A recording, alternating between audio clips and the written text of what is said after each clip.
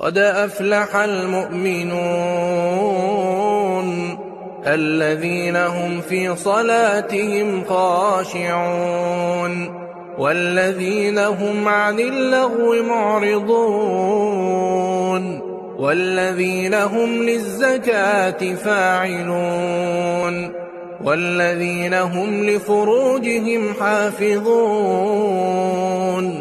إلا على أزواجهم أو ما ملكت أيمانهم فإنهم غير ملومين فمن ابتغى وراء ذلك فأولئك هم العادون والذين هم لأماناتهم وعهدهم راعون والذين هم على صلواتهم يحافظون